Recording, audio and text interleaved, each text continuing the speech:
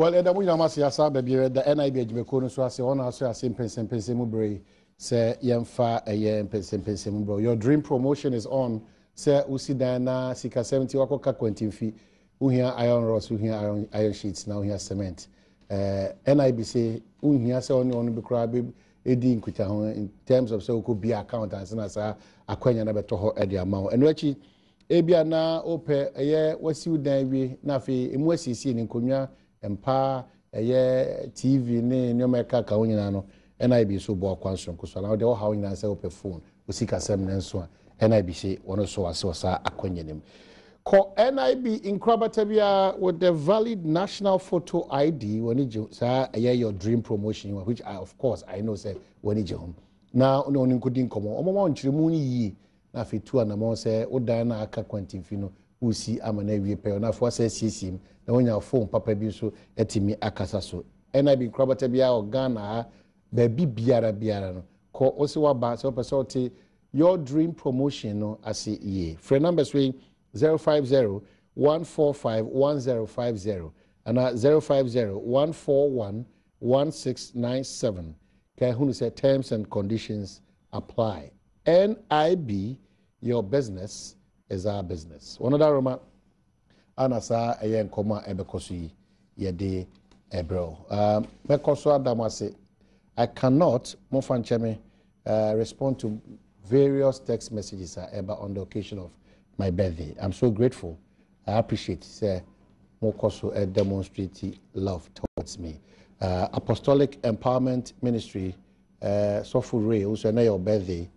As for money now, so Majibra Mosmo Shebi. Pastor Salasi and Jude Maxwell, Monsuma Jibra, Monsmo Bogoso, Sasafri, Enko Hoda, Monsubribia, Damokwade, Mubon Paya. Our understanding is that at the time, Apatanasi are more Jishibi. Okay, so Nanaya Abrefo has a surprise for me. Nanaya Abrefo, thank you so much, my queen. Baby, I will be a medasipi and a massy. My Dorothy, also midwife, papa. I'm a question. Yes, uncle. Then what to say?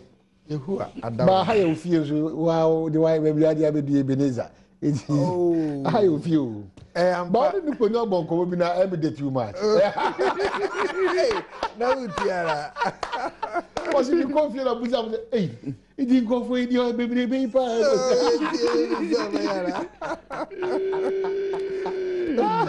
About where she can. Hey, Sadano. Nakabe 2 months near to a man. Said the old can of pass on abo.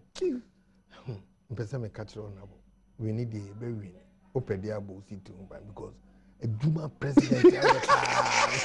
Me, my phone. No, Jafonso didn't need the end of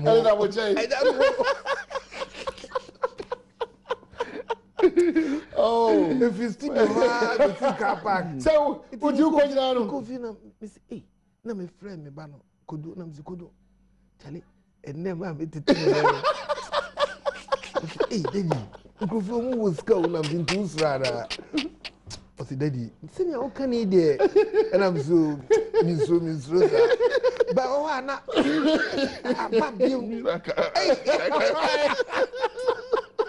It's better. It's better. Kill the confidence of your enemy. I'm taking about 50% of the world. No, come on, because you won't be out here. And you who bought about much of it? Holiday. I was in coffee. You're yeah, sure, because he says I shall be dreamed that. That's it. Welcome. Time out is 4 a.m.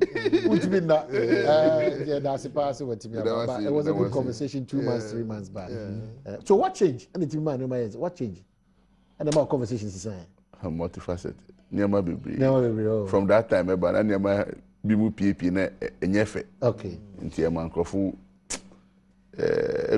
But it was a good advice. Say, unprotect your no seat. On you seat, one in the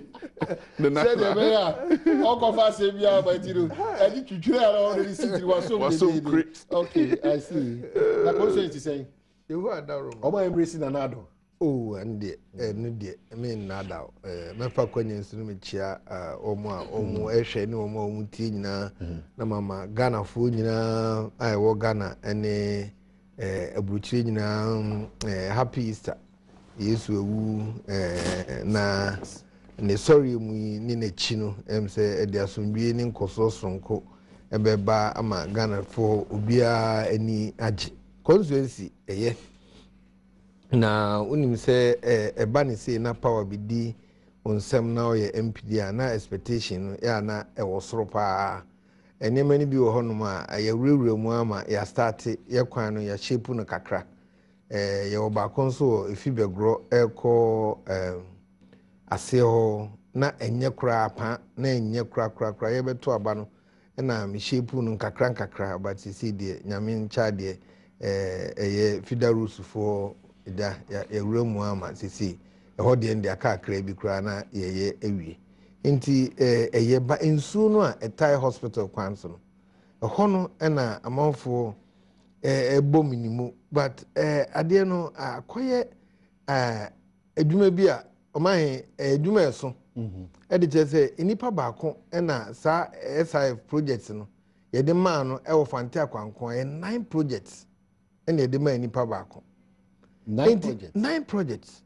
Inti sika kito bia ye de be ma no donors ne constituency de be ma no ono nso aya na adwen se obe share on all the projects on fa nwie baako man be nso no nso de no e ade a e ha ye mpa inti this week ye wie ye o meeting me coordinating director no eko na ya hwe okwampa e be fa so a sa nso ni de ye be bɔ modern say ye best stop no ama a coin to the hospital no access through to the hospital no e be rain or shine no e be thoroughfare na gata na down na the problem ba na omo be ye gata no omo ye gata no omo connected to the bridge and omo fele both ends inti a create sa creator no ho inso tope ni nyina nam kwan no inti age se mu nyina mu pakisa me nso ni receive ansa na car bitumi afom nti obi yare no wu a obede no so ni the only accessible route to the hospital from the main township of Uswampa Hospital say Kufuor ni see you by am say NDC na access loan okay but Kufuor na is you but factory be na mo de ba ho no ho no ye wo cassava de no sisi mienu na ehinhin so afi ye pe ho na nkruma wo na ye ho no nkruma ni ho tomatoes na wo ho pa na green pepper na ye wo ndua timber nso ho nti ye pese ye process knocked down carpentry items na say ye be sport to be na ye use to be so locally okay nse okwa buchira obe to table na ya package into uba na wa ohwe na diagram na wo ho na ya build wo paper no so na wa hyehyɛ wa de fefefe na wo de asi ho enua no say ye ne saa ye be add value na ye ho atoye na tima bibriba ye bu a forest nyina esan na nka ye nso ye nyamfa so kakra ewu ba banchi de ne de o mo kra start ya o mu dua banchi no ni ade nyina about say ne ho ye maintain ne ho asembo ne bia so tiapo ba o so be de correlations bi ama maintain ne ho asembo ne bia ba em se ne ho ye mi hu no so omo ko akansi no na oni abas na the DC easy it was a tough fight de mo ban che na omo ko mu achi o de yin da ko yeah inside hand ya na me pembia no me pe no boko because so unya wa ya ehun hia say obekasa bi especially some on can share some allegation ye tiesika na ya si dun ketia no obi akọ hobi obi aba begro omahin enya sem kito entro akese class politics but sometimes it's too dirty it doesn't rope in people who want to come in and don't want those lies to be fabricated against them I see but what do we have no we had another 4 years. What type of things there's a Ghana 4 years? Here it's blackmailing and here through dust unnecessary because of politics. And I say, what type of campaign I was using? I say, because it got to a certain point, not your constituency, across the length and breadth of Ghana.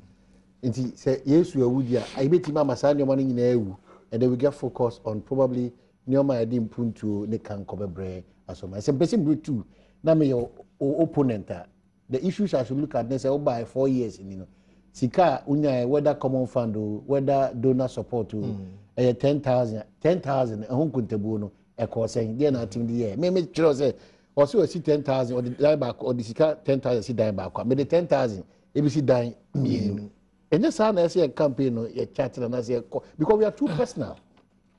Sa my son anka was anka campaign de anka ekono.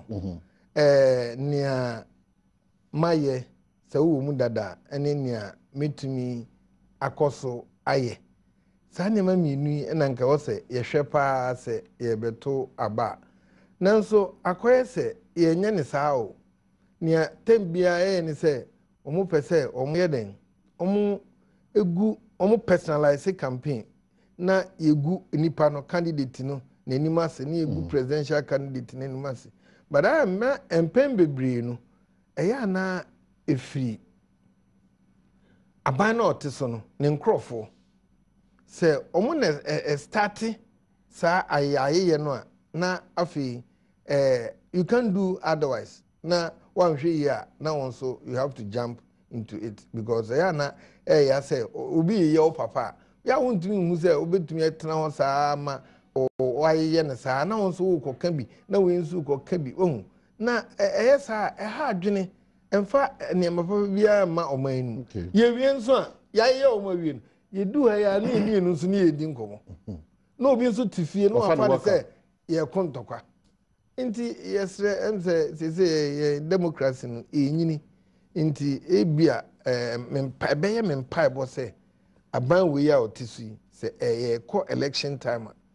ayaye no ye wa aban mu no ye beti sokra na ebe ye free ye ndawubom ama opposition for no nso ayede wo mo entumi endi ye echi na mafire opposition for no nso se memma obia nso emfa ayaye no emma se ye koto aba ebu wade but ye tufu ye obi ho no fa afututu ni koto dwuma a ode ye adwuma ekọ enye saabre no nko efi saabre nyina ekọ ewo se ye hwehwe oman se obehwe bibia time aminu ameba time MPP lose last time no ma NDC no ya start anka se nye court case no a na ye nka NDC wansem na ye nka NDC wansem ni na omampani dada kufo ye no na ye bo ni dawura but I say oma tiesi munte mama de ye bia say you say new omu na omu de compare omu de na omu ko ye nche editi yesremu mini agtwa muntu mo boase na ye nya omani mumwa ye na ye nya omani ye ni ye no munka ni enya no munsusu nka na yenko ye nim na ganafo nya rehim se wo ye den ya nana akufu ado dankwa his excellency ono a president na eyeye nso a eyeye ma nyina I can tell you with confidence say that krokra ni hono ma brabum me sorry ma mompae ama president former president Mahama I tell you na catch up nyankopon anim de bia na me bom because omani yeye na yeye ma nyina ese nso no na ese no nso na ese ma nyina inti yesre muma nyina mompae ma president otisu sisi. Okay, Nukwenu. So the state of NDC after the death and resurrection of the Almighty, that is a change of banner. Oh, changing the focus. Mine, Michel, chef. What did Nukwenu say? Asempa. Asempa FM 94.7. It could see say on the kaba. The Boshian one say. Say NDC die ejina opa inframa na etwem die na ehia se etwem ntem na onyim na se obawo a esa o start to do nyama yi nyama bone o mnya na we yi ntem ansa na wakọ nti na ye pan se at that very moment no yetimi enya omo a nyama hihye omo boni omo akumemu a omo fo say they have to say it out. Until me gidi say after our next meeting the last Wednesday, ni sema pie omampenyin dada nangasa ni sema de betu dwa show bi ankran say nyina say get back to the drawing table to start plotting our axis. Na nhwe direction e befa. Enye bibia na say ye rush to the media enko ka ho asem. You must be focused, you must be strategic. Na nhwe nyama say timi ka ho asem. Bibia ehia say ye be commend aban no. There's no two ways about it. No kure bi mo ho ntimi endane no. But bibia say ye bombo echi so die eno die will not and okay. we'll make sure we are constructive, not the destructive type of politics. Ghana has come far, and politics of pettiness. Who fell the and I think well-meaning Ghanaians and especially NDC members should learn. We took that angle and it didn't work for us. So I don't think anybody will go that angle again. Perfect. Say, you now the 44 will be. It will not, issues, you know. less. Maybe I do it there because Obibia enya 8 years. And I have another age 16 years. We small when you time. There will be a critical comparison on the person's ability to deliver, not the person's nature. No. Because me, I remember I say within the campaign, most of the times, say your social media guys almost circulate nanado pictures. No, look, you are campaigning for the man. The more you circulate this picture, no, the more who catch and who say nipanu to say. Now, sometimes rallies be more who na who the real nipa Badwam pim alcohol is because wabwa in campaign. Yeah, can say oh na akokra no yare why say people are going there to go and see who so they whether have a the change man of mind. into their campaign see now papa on yare and I say and they matter about man. Those things it played a lot. And when you tell people they think oh they this revelation they about oh that's why they just somebody when you somebody social media is for good but sometimes we've turned it to bad and it goes a long way to affect us. Until going to the next election, we have to be strategic. As I think we should have the whole social media management, how to manage information on social media. Before an information is put out, there must be thorough investigation. Yeah. Before circulating. Maybe now they are too hot. You know, people will just put the thing on their wall, especially Facebook for you. Me, I've never been to Facebook before. And yet,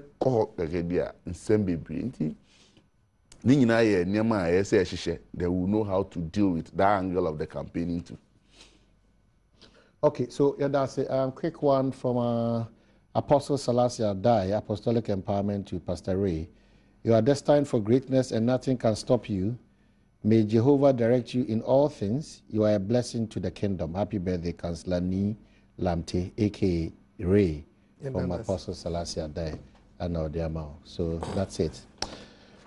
100 days of His Excellency Nana Addo Dankwa Akufo-Addo. And then they begin to teach you and yet me a come. A governance expert says President Nana Akufo-Addo's New Patriotic Party government has set the right foundation for success after 100 days in office.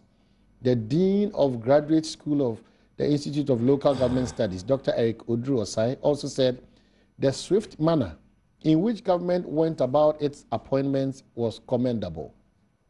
According to him, despite the incidents of attacks by some vigilante groups affiliated to the party, the Akufo-Addo-led government has started well. And speaking on Joy FM's Multi-TV's news analysis program, Newsfile on Saturday, he added that, I quote, "What is lacking now is government's inability to take over subnational governance level, and that is very critical." The MPP will be 100 days in office on Monday, but the period has been dominated by activities of party militant groups and forceful takeovers and attacks. There were a series of attacks perpetrated by members of the MPP shortly after the party's candidate was declared the winner of the December 2016 elections. The attacks have seen supporters seizing anything they came across, from public toilets to public offices across the country. The National Health Insurance Scheme, the National Disaster Management Organization, the Youth Enterprise Agency have all suffered violent takeovers. The Passport Office in Accra, toll booths on the Tema Motorway, Asimfosu, Cape Coast, and many other areas in the country have all been attacked, with those managing it chased out. In the very recent incident, another pro-MPP group, Delta Force Group, attacked the Kumasi Circuit Court on Thursday and set free 13 of its members who were facing prosecution for acts of vandalism. But clearly, two areas I'm picking free. Now, a general concern and advice for Ghanaians and parties in power that make government. One, where the governance expert raises issue about what you are lacking. That's the MPP. What is lacking now is government's inability to take over subnational governance level, and that is critical. That's point one. Point two, as a nation, ayaji kebimami kebi atum. For when we are in power, the expectation and how we control them to be in between the laws of the land. So, Robert Siamamisha say, "You, me that say, na Nina and Kemfuano, say, Ghana ni bia de and some influence be in Siabia, President Yaotiso, or Kaya, Juma, Kawa, Uncle Huberto and Papa, President Nobaino, or say, I will act with courage, civility, justice with compassion. Well, accept responsibility and protect the public peace. Say, ye the civility ye juma. Say, ye the courage ye juma. Ye the justice with compassion ye juma. Na ye accept responsibility. Anki ye nu baby ye do you. Anki ye nu hakra.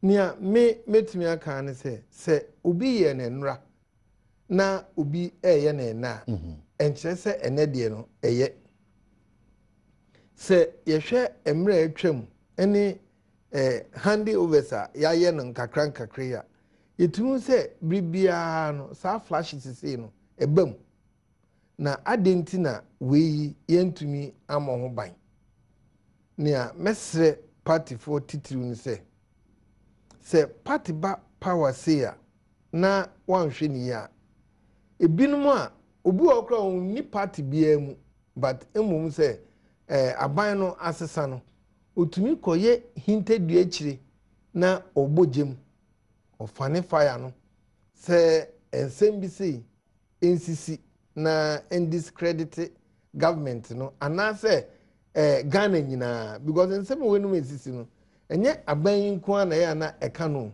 eka oman ni nyina because eka aban no osisi no pe na ka oman no enimguase a sebi ebia ekọ kakra ewo global world no enka MPP for nko because obi ye ntromo ye ho se we MPP ni we ye NDC ni nti se onam ho in any other part of the world na obi hu se o ye Ghana ni ese a mo na ebia mo yesi mato abawi fine adena mo yesa see untumi nka so mi dem ye NDC ni ntimi be yi mi hu anu da bi nya na say either say ube defend and answer ube accept say me ye no ya anyi ni yi eno na say me accept say me ye no ya anyi ni yi emrante ni emabawa no sebi amamu no enye a twinkle of an eye governance ena ye no a process na nia obi ahwehwe bia wo amamu no se entoboase wo ho na obi agitum na omampani na oteso no one na pamfo gitum se omudi akukuduro omudi opo ana se ahodaso na omudi mra ani enipasu ebeye adwuma na ni ebesi bia ombegye atum se yes ye bae no na we see ye na omohu se ombebo ombe so ano abo ma no ho bae a em se eno na de nkanko beba okay ni esi ye no enye ense emfata se ebeba aban bia so kampese MPP aban a omampani ne aka hyem se odemra eni enipa su beye adwuma na nya meka ne se esi yentumi mpopa emfiri ho na emom yebetumi abode de beba a enye no eho ban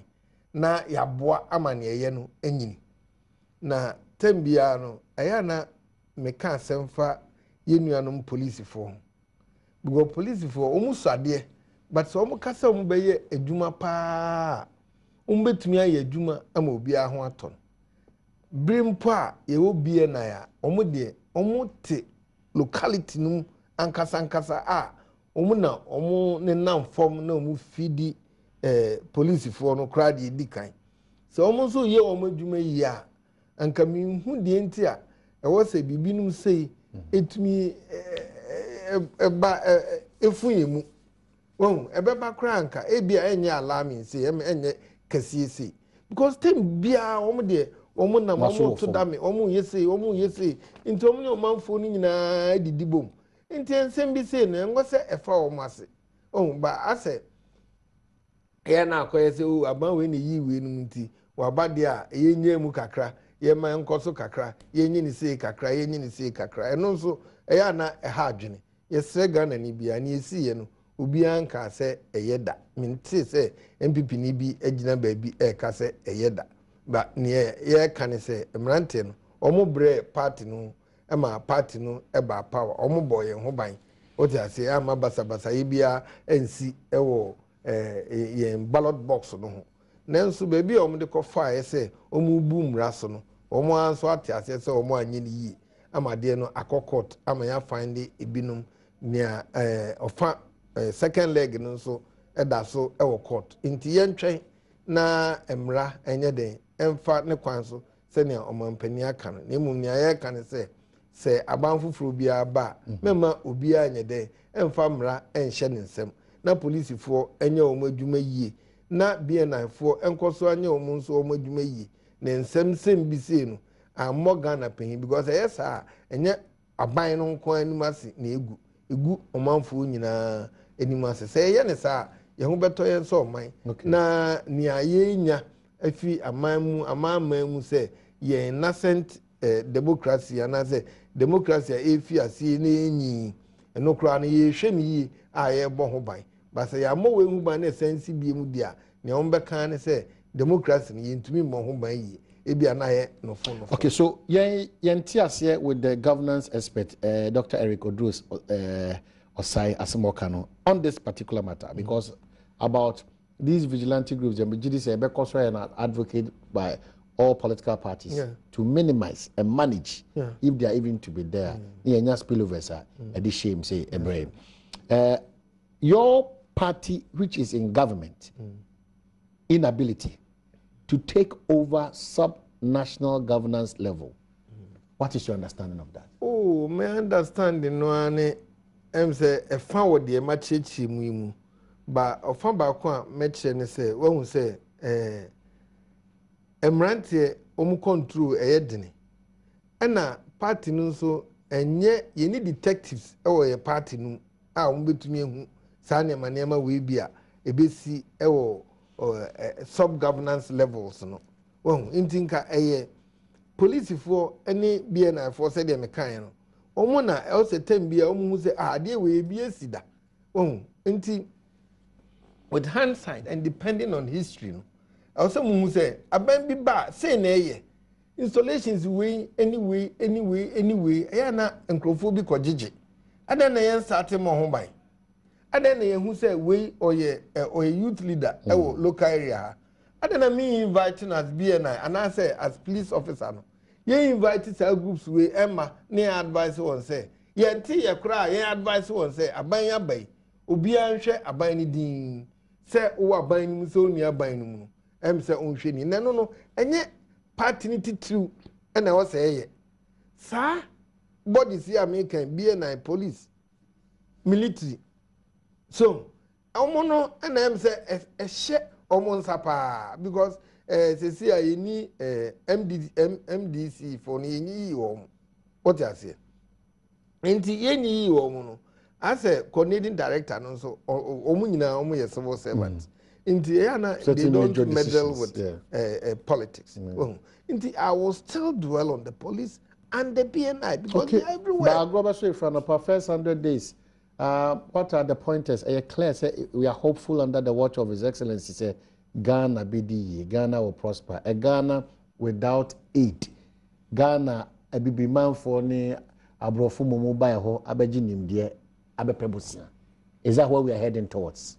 Oh, bibia kyerɛ say say o akwalana on kasakra ya onye nge sɛ ɔtase sisi a aban no akasa say development and concern aban no akasa say America kra bi a ɛda yanimi obetumi ahwɛ sɛ Ghana yenkɔgye aid aban no akasa say America kra bi a ɛda yanimi a odi sui obema Ghana fo ye ho ahen hayen obema ahotɔ aba Ghana onipa bedi na he na tem bia tighten your belt ne binum famu aden Ghana bone ben ya ye gold your diamond your bauxite your timber your cocoa your sankrenya oil to mention by a few aden tin na was say kwa hunhia mu saa say ebia ye pese satisfy abrofunti we can never do that I will say satisfy aban buy policy rate important papa if you 25.5 about 23.4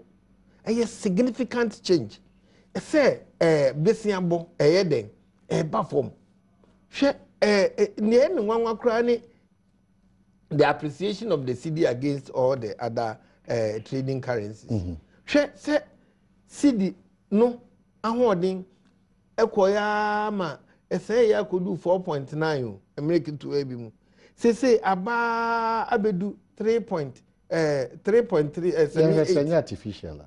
Oh, any artificial as policies no would the good form na artificial enche. But we say no say gradually no. About three consecutive weeks in a bana day eba form. Say about form over 30% from the over 30% be could do you know. And the chair say policy rate above from inflation 15.4.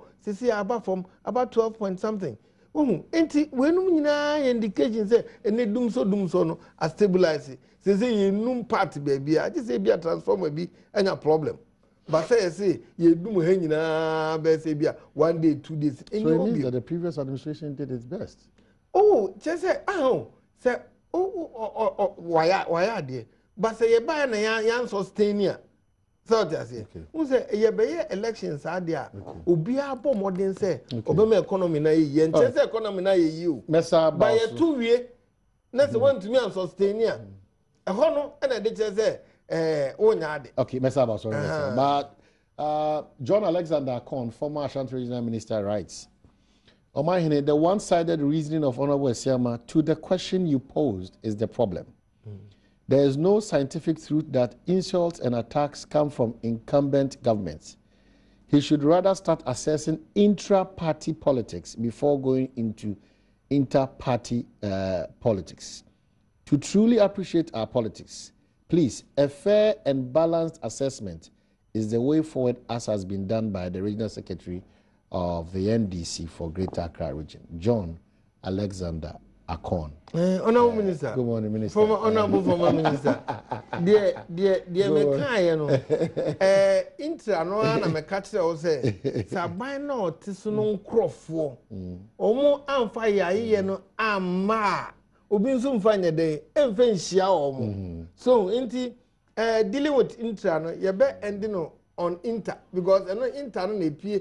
Okay. And then pie na yehu. Okay. Intra no there ya na nipa ntumi enter ehu. Like Ebeka James say mema munye. Say na me nua okan. Intra no say ono de na on appreciate say ye di nipa ba ko beto ho na ya ka no ho asem na ode na nato na o ka no. The more you do that, now who engrave onipa in the picture. Any ni body self no. Ewo enipa bebre ani so ni o madwene mu. Eno ni ye hu. So that say yehu ba ne omo beka omo gitu mu dia anka omo onfa yaye no ma anka no eno ne ebehu se inter no e de aba ba inter no de ya yehu wo yehu eno ntimi se honorable former minister amunye intro ni na mu say inter party activities no ba out ye behu say inter na ye duma ye behu no wo inter party but so nimna apart from the dean guarantee the offensive method that's right all the crowd but it needs to be share for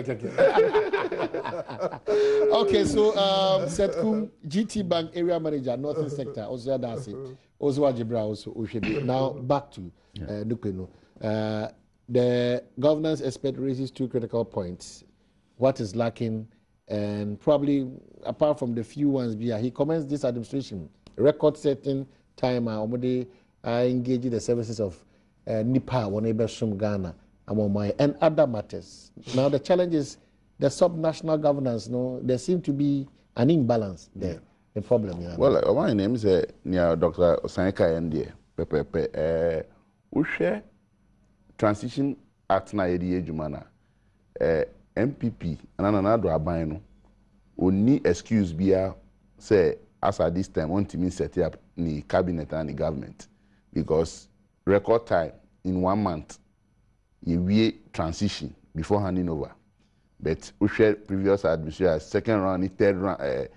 Third force be a buy time cramp on to say we about to 4th December, 4th January. Now on the 7th we'll take you over. Until after taking over, no, after a transition team to take over the assets and what have you of the previous government.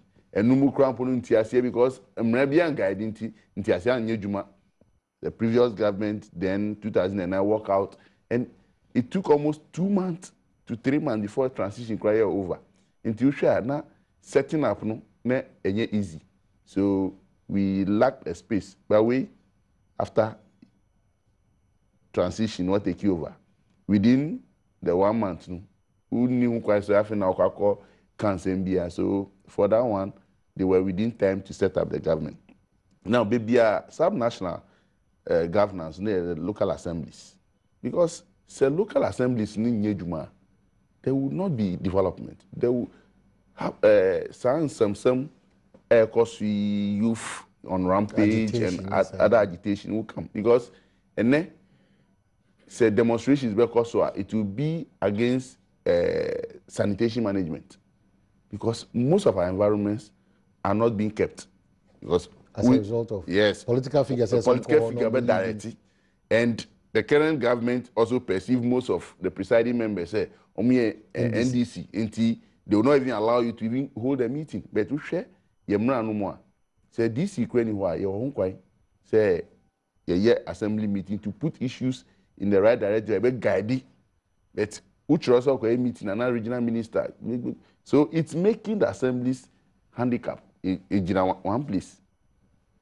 And no kwashama bola bi minimum microphone eka one assembly no intiminya hwe who called coordinating director or say Mako regional minister so and what is happening to the life of the people in 1 month sanitation meaning crofra e di area who do bebre nsuo to e di nyama bebre nti se aban nye quick but what's aban no how to say for 3 weeks now they've always been telling we are naming MMDCs, you've been naming MMDCs continuously. No name is coming, apart from the 4 metros or multimiseti.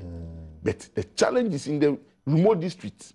DC, and president. Accra, how the AMA mayor too. Nobody feels it because the central government continues to do every development here. It's like AMA, it's like STMA and Tamale. But Bongo district. Safton, Fantiaqua. They want a DC here. On that. How about to say those things are not there. It's a man in semi break also a man crofun who may be on MPs no. But how the mushro this week in pressure because say list near ready penna alarm raising. Yeah to say it's a man They say concern I agree. Almost the pencil natural. I said I'm Oh, there's type of crumb to be changed. Oh, that is one area. Mess around say. As some strategizing how to deal with the aftermath, because the names that are coming, there are groups that are on standby to oppose.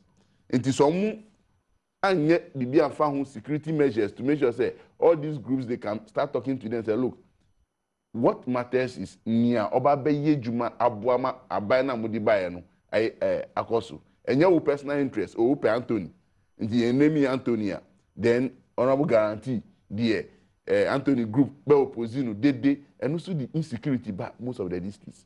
And Nyomu over the time I'm take you over. Vigilantes na call rampage. Nyamu ye nyina say omu esuade bi wo mu a, then they should put in measures to overcome what will come after the naming of MMDC, because there is a lot of tension and we don't want to go back on that vigilante situations.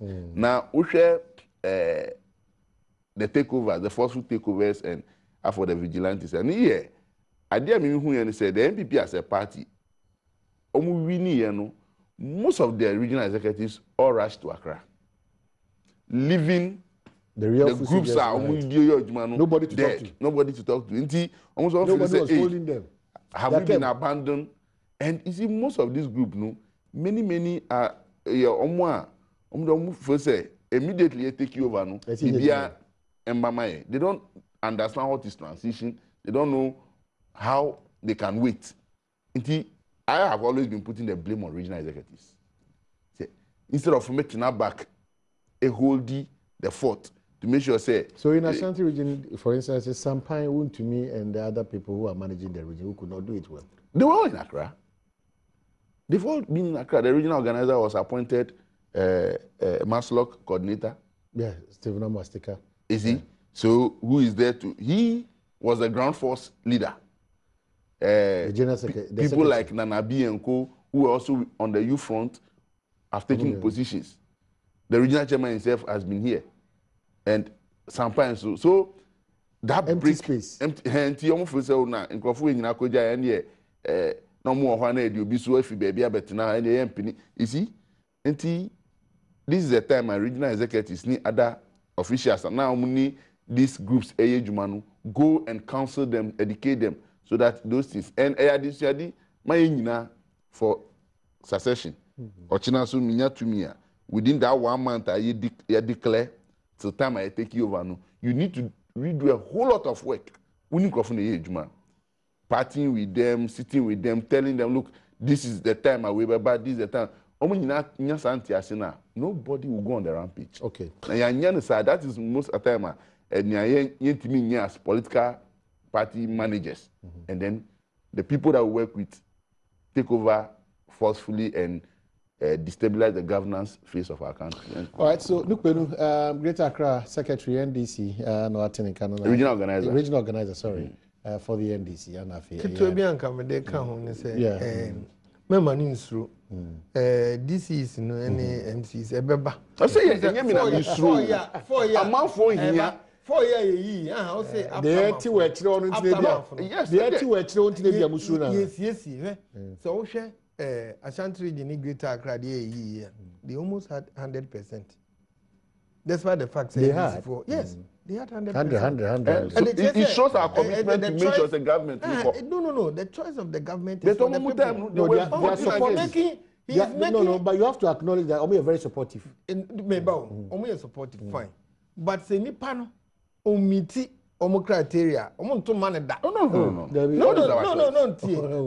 they've cooperated back enye den ya say ka dissenting bebem be nipa no eye onipa bi ayi no a president na ahwehwe ayi no pepepe a wo hu say amanfo be pe no obi di so our AME fracas aso nya ni original chairman ni yankrof bi mu say you be a who pay him back. We have a majority number there. But you know, fracas na genuine. Into Metwama. Look at all your offensive speaking. Who did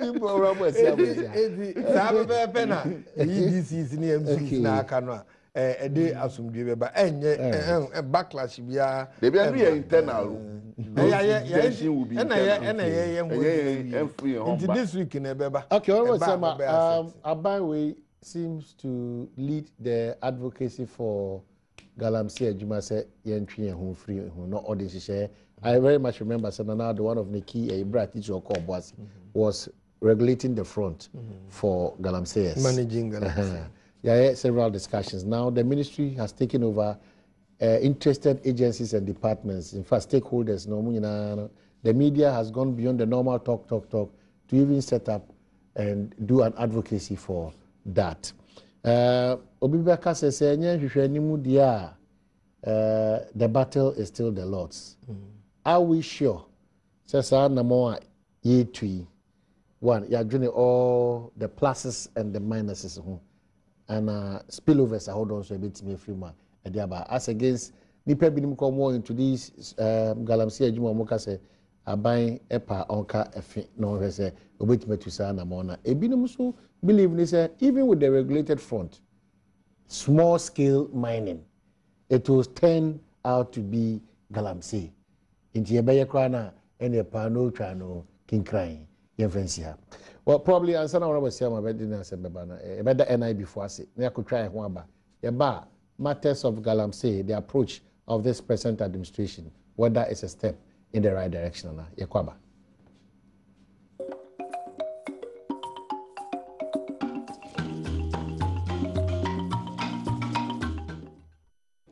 Okay, Ampedu, also for now, Kono Adentan, your friend is saying, my channel on pay, and I saw anything. And no crack or toast, and you more. So for Kingsley, David Tuntum Tenteno, Kingsley Judgment, Prophet Kingsley Judgment, and I pay much here.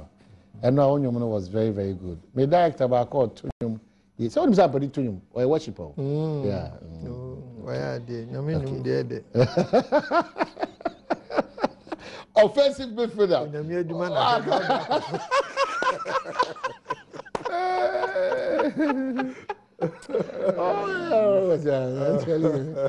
It's a way I'm concerned. You get a lot of wisdom when you interact. Because all kind of books you papa. Okay, now to correlations, I understand, sir. Also, Nana the Danko Kufada Manaso, so local government or more Aine or Madina. I've forgotten the position anyway. Local government. Dr. Nana Tuata. Local government school. Yeah, I think so. Local government, head of local government. Yeah, that's correct. Yeah. That's good. Okay. So the Chinese, the Galamsey government's response, Ghanaians' reaction and response, the way out of this situation. The way out. Asemu say you share senior in water bodies. Yes, no, and in forest. Na yes, the period new do in forester. Idea a hard journey papa. Cocoa cra yes, no. Banchi yes, no mankind body yes, na nyame kan de bia ne say. Idea na AC or Ghana. Idea a management pa. Because omo ko Galamsey mu de bia meka because mini bia interact ya fine. Enye se omo adwen se omo ko to gold akosi da obewu. Do over 90% eco per capita. No omo dia be start. Jeti omo share abrabasi. Ba de oni esan se ade no ye manage omo ye ni ntino. Hwe oman o nipa fo betumi to dem ha enya omu dwetire omu nko hobi because they owu adwuma but ye manage omu nti inse so mbetu enya omu dwetire omu betumi etu area ha kofa traffic light na se kofa circle na ne omu hwehwe anka omu ye manage omu tu ha ombenya no omu nyaa na omu sa asase no na omu se nsu no enu nti na ban ye se munyaa na ye be manage mu na ya mamotu ni ye na mahuru ni ye na ne o se munya wo mu no monya ni ye na wo a wopese wo gyaa no wo gyaa ne ntem na wonya odwetire nso ntem na wakoye adwuma bi nso ntem sente saa de a wombetu anwea aye asase ni nyina akọ ama omaja sika no kra ede ewo baabi a omutu no baabi nso ase omutu a ombetu akọ kakra no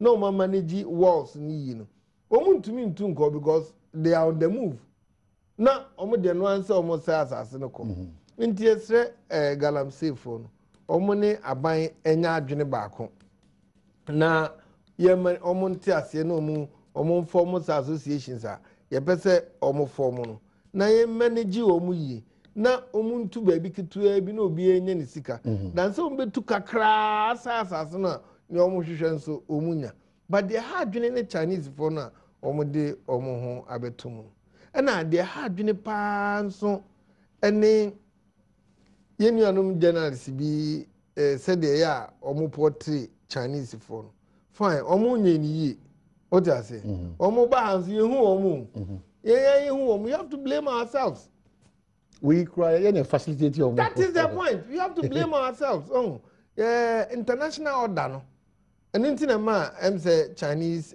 ambassador no ono nso okansa no omo ho no press no nsheda enye eni sa freedom no inti sa no beka no I say bia obi a on tree papa no pese o express bibi ewu twim o ka obe lampo no obe se utumi akona dwene mu a anka de o se obeka no nye no kan sa utumi akona dwene mu dia anka de wo dwen no sa no no so dwen ba ne ka no that is the point because we use language no intina okana sa nti yesre security agencies ne still omo uko man bia mu a omo na hoto nyina gina security agencies no what I say enka niam bebre wo no mesi ayeka ho asem a se police for ye omo adwuma yi na soldier for ye omo adwuma yi na bia na ye na adwuma yi na yoko ye na omo adwuma yi a aka be na nka ye betra ha na ye discussing something about the security of the nation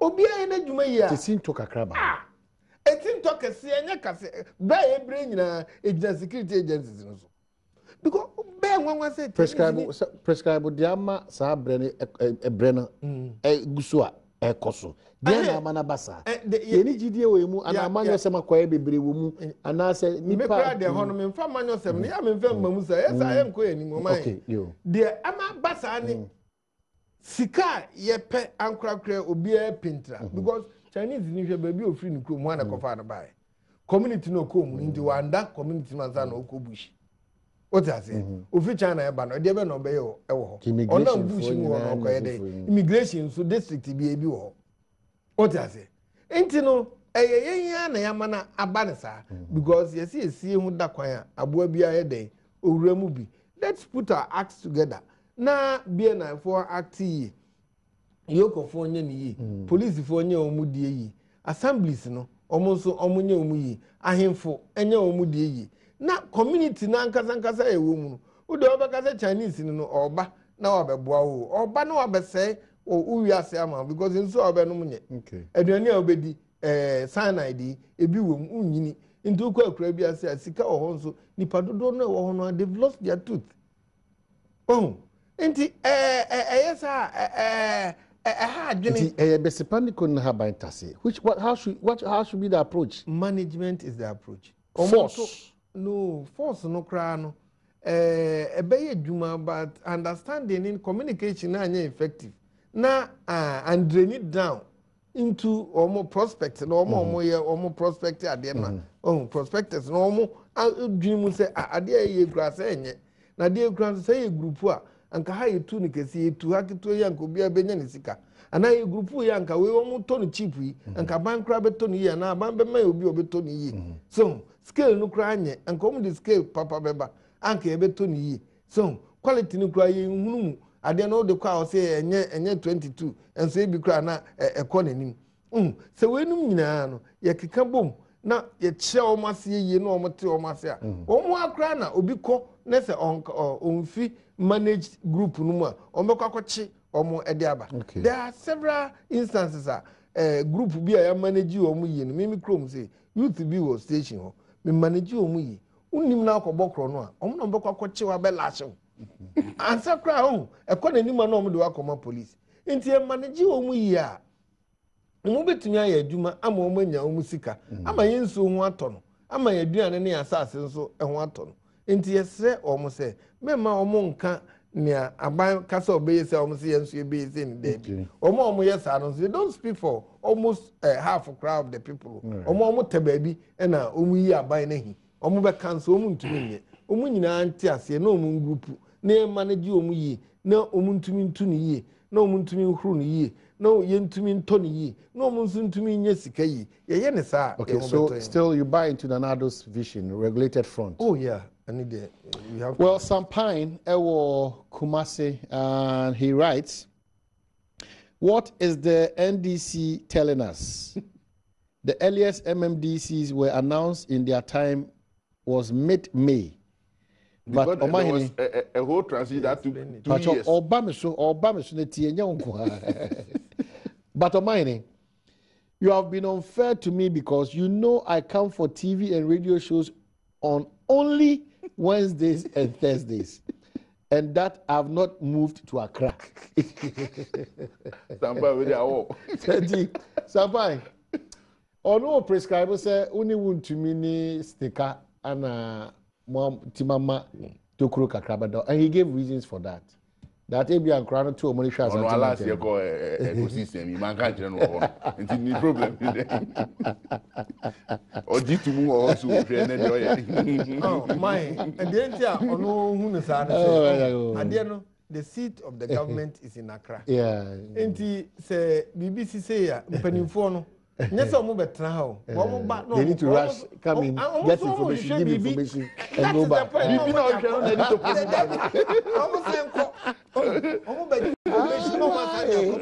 La ila Sampai. Because seat you know njomo ba no mo ko na Sampai. We decentralize you. Sampai tire Kumasi. O ti media passport you Kumasi. Okay. All right.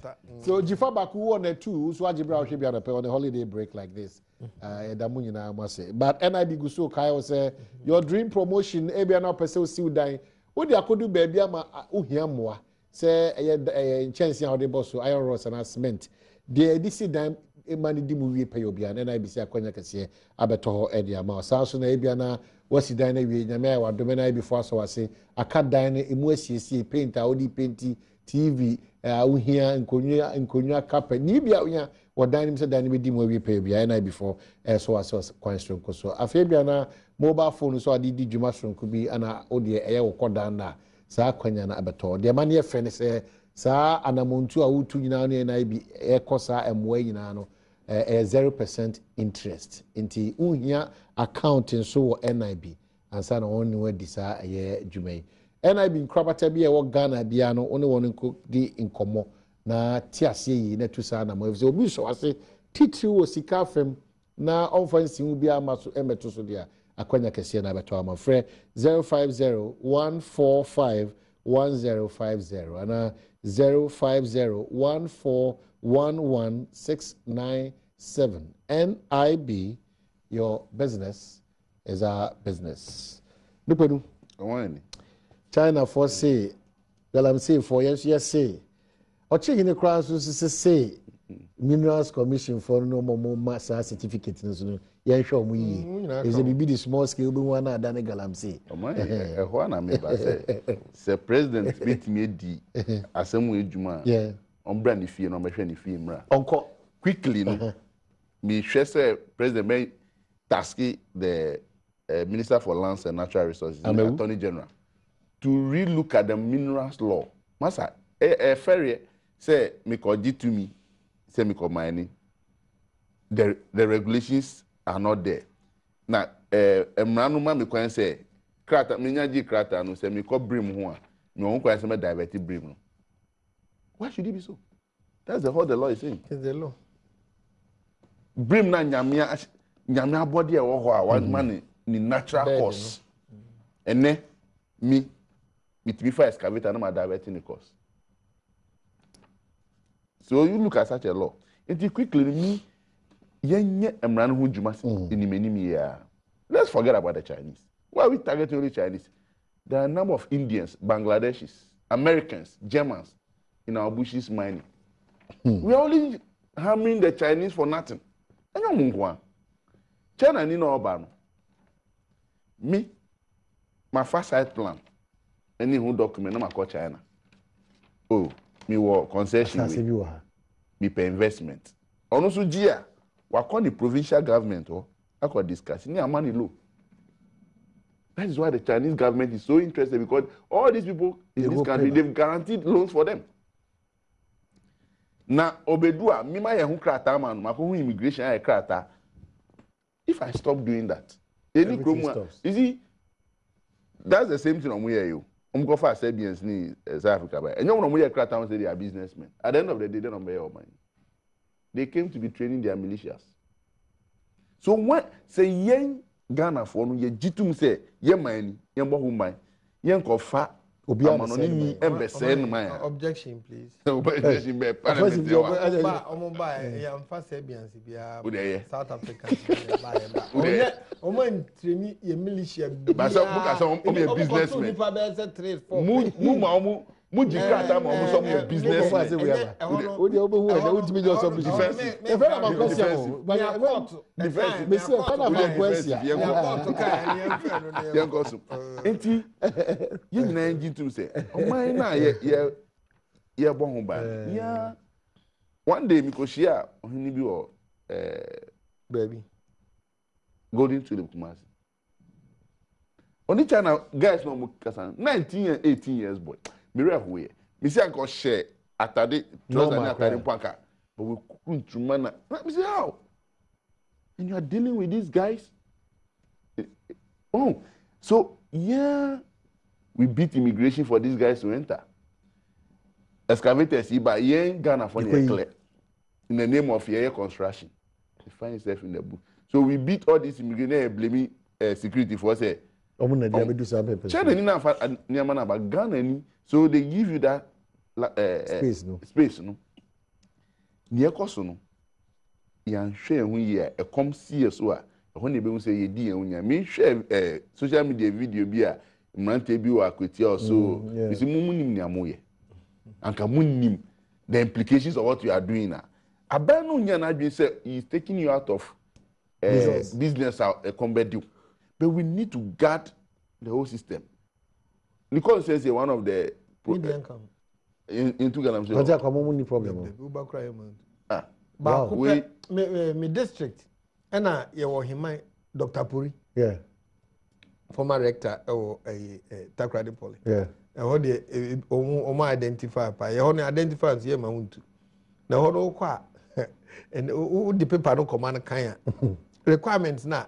Ewo mu nyina aban se ye nsu ye o se be ya ansa no obitu kwa o mabi na onim na akotemte asase but you see amrante na dia o de be no kra o ma ho insure direction idea say me yi free mra no na ma identify mineral deposit wo cocoa farm wo nananum de ja wo di dim enti me have Kenya as New Montfort dey send there papa New Montfort then papa. Some don't say that to am to years. It's not right. Me, who tell the say?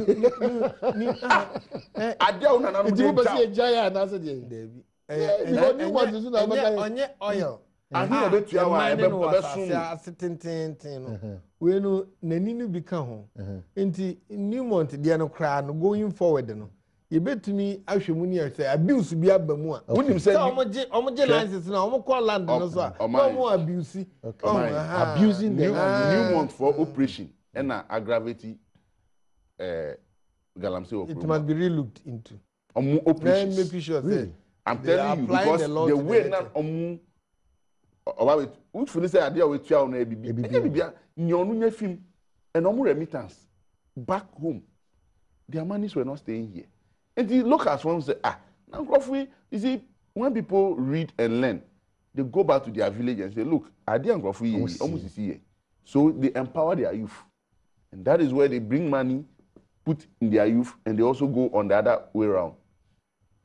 Sometimes the New Month for any locals for a brief, they clashed. Say, concession. Who concession? Obi assassin, Obi nan assassin, don't look at the demon. Who see what license into ukobuno.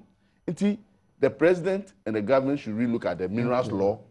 We should look at the kind of agreements they have. I can tell you that about 70% of miners don't have any license. They only have prospecting license. Managing it well. Regulation is poor. We need to educate our youth. We need to tell them, say, look, and yet, only girl I'm saying. Now, me, I'm the hardest hit in Freetown in the Volta region. Who call all the Achim areas? Me, hometown youth, majority. I'm not going to say to me. Because last election, operation because we not call. And now, Mwamba, two about them say, look, we're through Chrome. Who Chrome now, we be Bianca yet. I continue be man so to gold is who be that. We are no more for they 10 CD, 20 CD a day. And you are putting yourself in super moon. So, collectively, this should not be a partisan approach. Collectively. Not at all. Because they did it when the Jomama administration put in measures to eradicate it. They screamed. They raved. Yes. They ranted. They were urging these people. So today, you can have this youth daring them. Okay. The political will must stand today. Okay. If you be a one-term government to minimize Galamsey, it will be better than having 20 years in power and the environment is destroyed. Okay, so there's a response from a former MC Ascent South, Honorable Anomafo, and it's to Sampine. Tell Sampine that it's true NDC nominated DCs around mid-May, but they allowed the MPP DCs to stay in office for about 3 months, so local governance was going on. It was not like the MPP who sacked DCs just a week into office, more or less like a coup d'etat. Sampine. Hey, namozo na mushusha o massive was. CD power no, CD power. Authority. And more just space. Authority you mufio kwa any right authority. One day you mufio. Ali masada nkwa mo no convert. Honorable Ali. Hey, offensive midfielder sana mo ye. The one say. Ye J power no ma coordinating directors. Anye vacant. Ye Jima political power no. Political power be. Mimi assemblyman. Anytime me DC international. Always why say ya. Enti omo timing bomb. Omo na local government service. Omo so mo mu kwa no. Ni pay su. Kalistu si only 60 years. Kalistu score. Kalistu say no na to attack the position.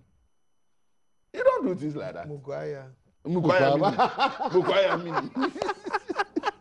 Okay, so join the conversation. 0302-211-701 up to 4. 0302-211-701 up to 4. Bekaya won na nkoma hodo edi wa yina no. Also fa wadwenche ebre. Multimedia group so a mo call ko afi na mo sane yeda mo ase for the good show and good work done. Yeda mo nyina mo ase PK Pakwasi any ebusuan for ho nyina camera sound set designers PK vice piano. Debbie na na ko sa obi pono so enye easy say okodi asa ogubugi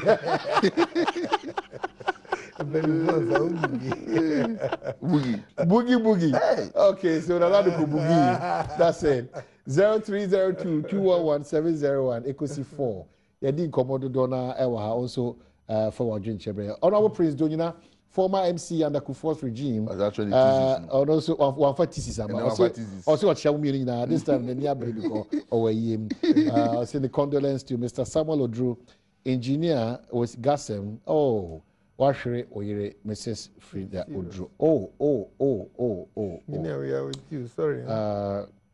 Snake Flat, Tema Committee 3. Okay, so Yanko, good morning. I want to say, Yairano. Hello, good morning. I want to say, Stephen. Good morning. I want to say, Adom Boko. Vigilante groups. Ghana po nyina mama ehunu ne se ade na ehyasen kakra na yekese o mampani ko for time kakra bai ndisi bai na eyekese keye no MTV by where's why I can catch you and the no na that it's true. You gonna for me kind of Ukrainian Siano to say your company as well. Okay. Well, Siano na a bear can say that in the Beban Bear can catch you. All right. Yeah, that's CP. Marian, yeah, that's Intended Mawa. Oh. Yeah, Marian. But President Donyina writes back again. We didn't stay for 3 months. We were there for 2 months, helping them to clean the environment and control their rampaging youth. We had no power to sign any check. Yeah. Nukpenu is inviting me. Did the Chinese come here in 2017? All these illegalities, mining, lumbering, reached dizzy heights under the 8-year rule of the NDC. And people, the media, were afraid because the government officials were involved. It's just now that the media think they have a listening government. Really? Okay, so that's it. So yeah, there will be BRC. Final words. Oh, ni America wo sa vigilante groups yi ho. Na me appeal to obia why na dwene se ebia ode animguase ebebre aban se onto no boase. Na onfa emra kwanso. Se o party no mu a so oni bi kura o consensus chairman ho.